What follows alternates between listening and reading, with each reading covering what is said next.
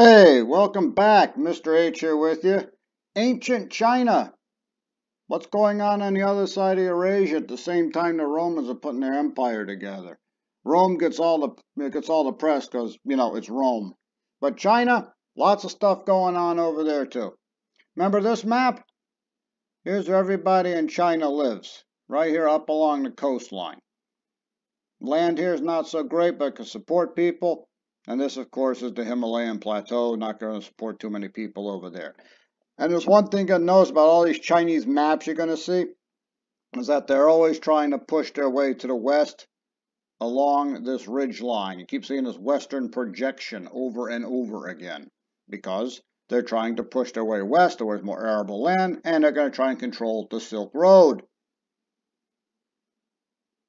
All right, a little review here. Remember the Qin dynasty? Not very nice people. Force you to build the Great Wall of China. There's our first emperor. He claims to be the first emperor there, Qin. His dynasty, how long does it last? Not very long. Dynasty gets overthrown in 206 BC. When they force people to build the Great Wall of China, and people are dying left and right, doesn't really help the friendliness index. Of course, they had people doing other things too. Terracotta army. Look at this. Built a whole entire army of terracotta figures, big porcelain type stuff figures. And you know what else? Every single one of these figures is not even mass produced. Each one has individual features, just like a real army. They built it for a tomb for, Emperor Qin. That's some serious vanity, plus also attention to detail, I gotta admit. Now you want to know why they overthrew him, right? Of course, there's the Great Wall of China. How many skeletons in there? 6,000 and counting. Built it to keep out the northern barbarians. Hint, hint, won't work. Explain all that later. People there is big tourist attraction. Very well constructed. I don't know what this guy's doing. I guess he's catching some rays. Alright, so after that, after the Qin are overthrown, we got the Han. Remember this western projection I was telling you about? Trying to control the Silk Road directly. Here's the Great Wall of China. They moved beyond that. They've come into Korea. Look at this, 38th parallel. Been using that to divide North and South Korea for years. Not just a recent thing. So here we are with the Han Dynasty. Everything China has been or will be comes from the Han. This is when China becomes the China we know. Now, China, Han Dynasty, begins with an emperor of plebeian origins. Remember plebeian? Right? Gaozhou, he was a farmer. Overthrew the Qin dynasty in 206, took over.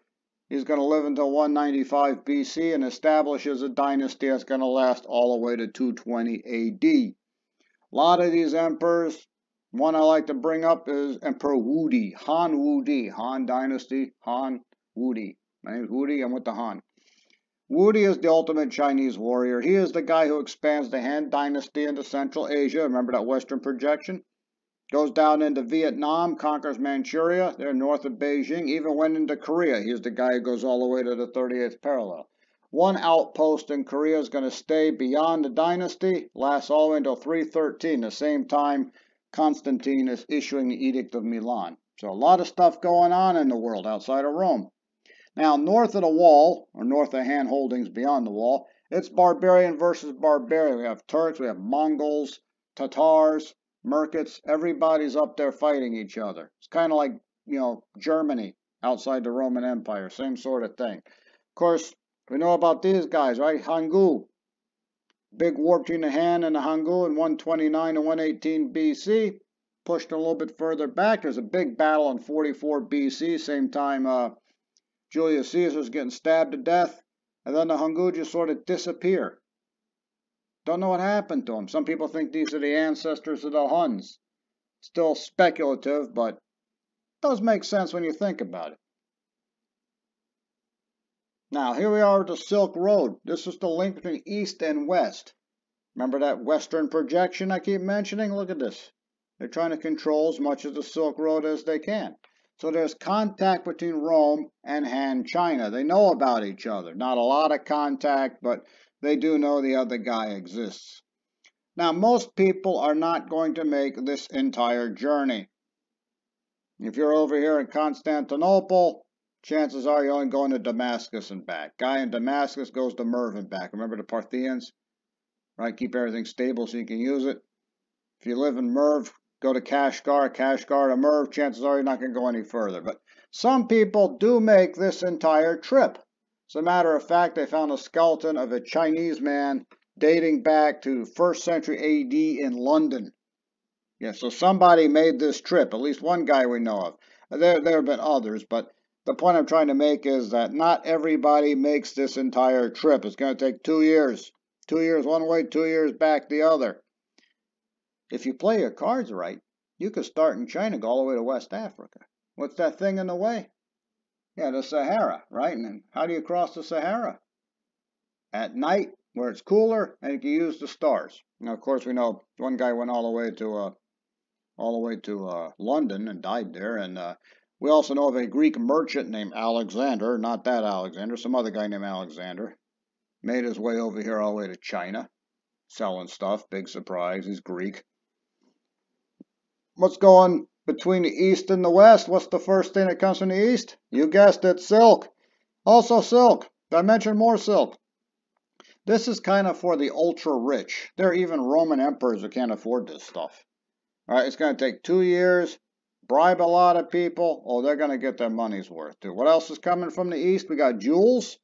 People like jewels. Rhubarb. People apparently like rhubarb. And gunpowder. Oh, going to be hearing about gunpowder next few centuries. What's going from the West over there to the East? Glass. The Chinese are mad about Roman glass. I'm not really sure why.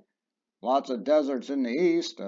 Make glass out of that, but they want the glass that comes from Rome. Gold. Gold is always in season. Doesn't matter where you are, what era, people like gold. And you thought this is a misprint, didn't you? Rice and oranges. From the West? Who's selling rice to the Chinese? Well, turns out Greeks are doing it. Yeah, big surprise. It's the Greeks. And other people in the West. It turns out rice, of course, found its way to the West. And it turns out that the Chinese elite were of the opinion that rice grown in Italy and Greece was of better quality than the rice in China. Very strange. So a lot of this East-West trade is for the ultra-rich. The ultra-rich in the West want silk. The ultra-rich in the East want rice. And of course there's oranges.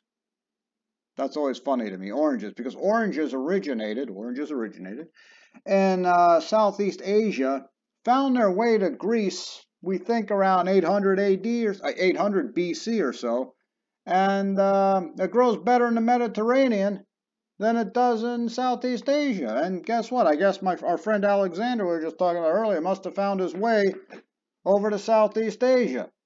And we've got Greeks selling oranges to people in Southeast Asia. Very, very odd. Now, chances are they probably go as far as Damascus. Somebody in Damascus picks it up and keeps going with it. But how they keep the oranges fresh that long, I don't really know. Maybe it's the recipe they're handing back. I'm not really sure. It says they sell oranges, so it's got to be on a boat. But how do you keep the stuff fresh for that long? I don't really know. It's kind of one of those mysteries no one really seems to understand. Now, what's the most important thing that goes between East and West? Of course, most people are going to say silk. The name Silk Road. I'm not going to say you're wrong, but I'm going with gunpowder. That's going to be a game changer a few centuries down the road. It started off in China, kind of for fireworks, and the West picks it up, and hey, let's send small balls of lead out towards people at high velocity. Does wonders for punching through armor. Now, the Han Dynasty is going to fall apart 220 AD, right? Numbers start climbing up now. Why does it fall apart? Hey, the mandate of heaven, right? It becomes corrupt, the disasters, the barbarians are invading, and everyone gets taxes raised on people, everyone gets mad, and they overthrow the dynasty. Now, if you know about the mandate of heaven, as you should, talked about it earlier, you could predict Chinese history. Dynasties rise, dynasties fall, sometimes the country breaks up in its own independent little kingdoms. And from 220 to 589, we have the three kingdoms. Way up north, way up north. Shu in the southwest, Wu in the southeast. Shu, Wu, and Wei. Somebody's going to unify China. China will always reunify. And the reunification of China always comes from the north. Why does it always come from the north? We got the Mongols, Turks, etc. up this way, so they're used to fighting. Also controlling the Silk Road, so they're actually getting a bit more money. So the unification comes from the north. So if you're at some strange casino or to make bets on stuff like this, pick Wei. Why? It's in the north. Plus, it unites the country. The Sui dynasty, 589 to 615, united by a Chinese Turkish general named Sui Wendi. See, he's up there in the north. Half Turkish. So that means there's been fighting and intermarriage of some kind. Experience in fighting. He also founded Wendy's. Not really, I'm just seeing if you're paying attention. But as you notice, this dynasty doesn't last very long. Look at this, 689, 615. Yeah, they just missed the Qin record there, didn't they? So Sui Wendi dies, and he claims to be a king in 581. Dynasty is established in 589. He dies in 605, hands off to his son Yang, and Yang doesn't do a very good job. Why? Hey, it's the age-old problem of succession, right? We never know what the next guy's going to be like. Remember Commodus? Remember his father, Marcus Aurelius, great emperor, and then hands off to his son Commodus, and the whole thing goes right down the toilet. Same sort of thing happens here with the Sui dynasty. And why? Because they had to keep meddling around in nomad politics. If you fight with the nomads, Mongols, and everybody up there to the north, you're going to get sucked in, and it never ends up there. And then they invade Korea. Not a good place to fight a war. Anybody who's been there knows this. Nothing but hills all over the place. It's going to be Thermopylae every 5 feet. Get stuck in there forever. Even the Chinese say that's enough. And, you know, you just came out of the Three Kingdoms period here. So I've been fighting since 220 to 589. You're trying to fight some more? No, people aren't going to like this, and the entire dynasty takes a header. Well, that's it for Ancient China Part 1. We'll talk about Ancient China Part 2, Medieval China, coming up in just a second.